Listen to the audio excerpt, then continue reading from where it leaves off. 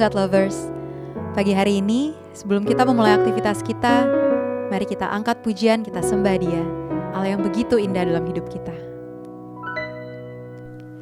Kau yang terindah di dalam hidup ini, tiada Allah Tuhan yang seperti Engkau, besar perkasa penuh kemuliaan.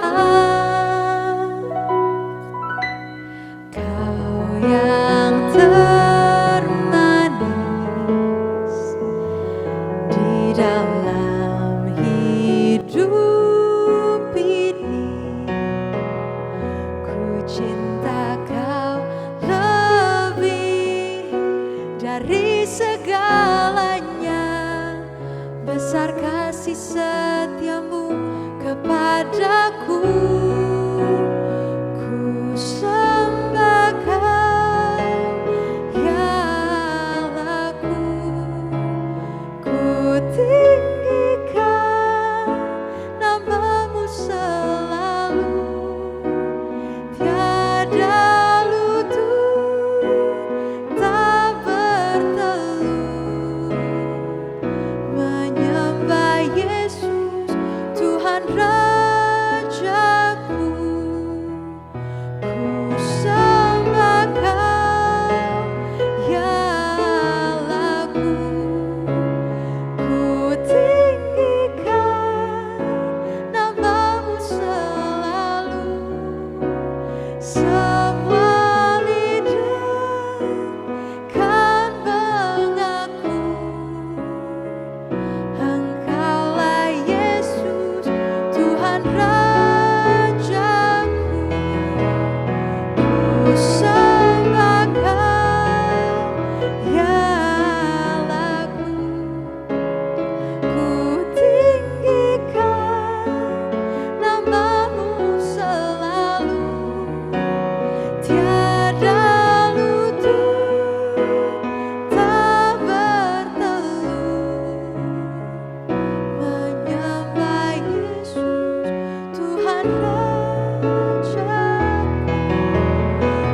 Ku sembah Kau, ya Allahku, ku tinggikan namamu selalu. Semua lidah kan mengaku, Engkaulah Yesus Tuhan Rajaku.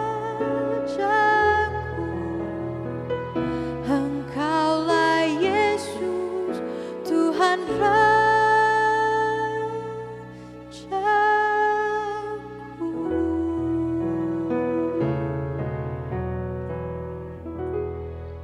Shalom God Lovers, bertemu kembali dalam program A Word from Heaven. Pada kesempatan hari ini, mari kembali kita bersama-sama untuk merenungkan firman Tuhan. Dan renungan singkat pada pagi hari ini saya beri judul Sikap dalam Badai. Pernahkah kita mengalami badai? Saya percaya jawabannya semua kita mengalami badai. Tidak ada yang imun dengan badai. Semua kita dihadapkan dengan badai. Lalu ketika badai itu datang, maka yang paling perlu adalah bagaimana sikap kita untuk menghadapi badai yang ada. Bagaimana sikap hati kita untuk menghadapi badai yang sedang menerjang. Ada dua tipe manusia, termasuk mungkin kita hari ini. Ketika badai itu datang, maka ada orang yang makin mengejar Tuhan, makin dekat dengan Tuhan, makin berseru-seru kepada Tuhan. Artinya itu menjadi satu respon yang positif ketika badai ada. Tapi ada juga orang-orang ketika dihadapkan dengan badai, dia makin jauh dari Tuhan dan mencari jalan keluar dengan caranya. Untuk apa? Untuk menyelesaikan, dan umumnya akan mengalami kegagalan dan akhirnya menjadi orang frustrasi. Lalu apa sebenarnya maksud dan tujuan Tuhan untuk mengizinkan ada badai kehidupan kita? Saya percaya bahwa maksud Tuhan untuk mengizinkan badai dalam kehidupan kita untuk melihat bagaimana sesungguhnya kita boleh naik kelas, kita boleh makin dewasa, kita boleh mengalami pertumbuhan di tengah-tengah badai yang ada. Ada dua sikap yang harus kita hari ini belajar untuk memegang ketika kita dihadapkan dengan satu badai. Satu waktu dalam satu perjalanan saya pelayanan ke Cebu, ke Filipina, saya sedang terbang dari Changi menuju Cebu, Filipina. Dan saya tidak tahu pada waktu itu, tiba-tiba dalam penerbangan sekitar 1 jam sudah terbang dari Singapura, kami mengalami turbulensi yang luar biasa besarnya.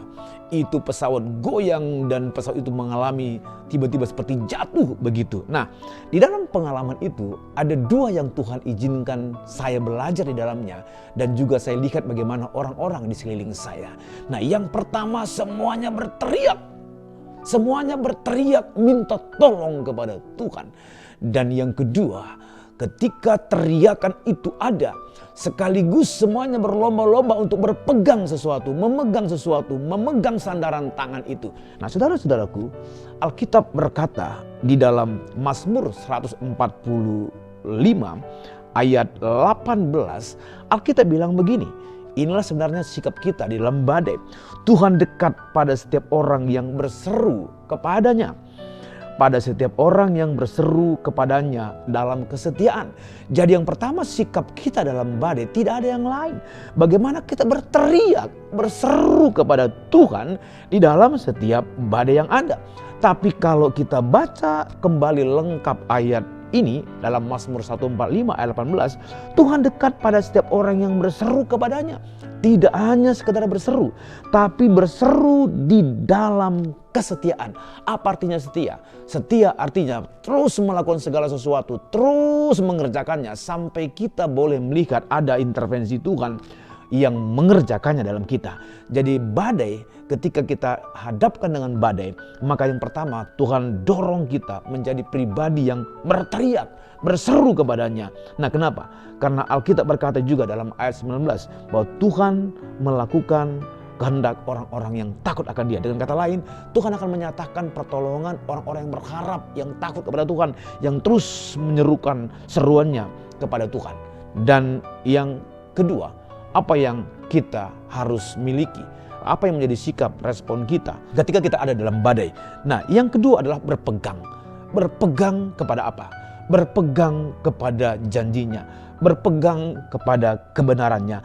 Alkitab berkata dalam Mazmur 18 ayat 31, adapun Allah jalannya sempurna, janji Tuhan adalah murni, Dia menjadi perisai bagi semua orang yang berlindung padanya. Bapak Ibu yang kasih Tuhan, Alkitab berkata bahwa Dia menjadi perisai, Dia menjadi kekuatan kita. Dan janjinya bukan janji yang gombal. Janjinya janji yang iya dan amin. Pada pagi hari ini saya tidak tahu apa yang menjadi tantangan di hidup kita. Tapi yang paling perlu bagaimana kita memiliki respon yang benar. Sikap yang benar ketika kita dihadapkan dengan badai. Yang pertama, berteriak, berseru kepada Tuhan. Lalu yang kedua, mari pegang janji firman Tuhan. Mari mempercayai janji firman Tuhan. Karena tidak ada kebohongan, tidak ada kepalsuan di dalam janjinya. Biar pada pagi hari ini, setiap perjalanan kita akan teruskan berteriak kepada Tuhan. Dan percaya, pegang janji firman Tuhan. Biar kita boleh semuanya mengalami kekuatan, kemenangan di dalam Tuhan. Mari kita berdoa. Bapa Surgawi, hari ini setiap kami yang sedang dihadapkan dengan keadaan sukar, hari ini kami membangun sikap hati kami. Karena kami tahu di tengah-tengah badai pun Tuhan ada. Karenanya biar teriakan kami, seruan kami, dalam kesetiaan kami teruji kepadamu. Dan kami terus berpegang dengan apa yang Tuhan janjikan. Kalau Engkau berkata bagi kami, Engkau Allah yang Immanuel, artinya Engkau nyata sempurna dan tidak pernah meninggalkan kami. Karenanya bangun kami dalam sikap yang benar, makin banyak berseru, berteriak, dan juga berpegang kepada janjimu. Terima kasih Bapa, terima kasih kekuatan sukacita Tuhan itu yang tinggal berlimpah-limpah dalam kami. Dalam nama Tuhan Yesus, kami bersyukur, kami berdoa. Amin. God Lovers, mari membagikan link YouTube ini kepada kerabat, saudara, teman-teman supaya kiranya boleh menjadi berkat. Tuhan Yesus memberkati. Shalom.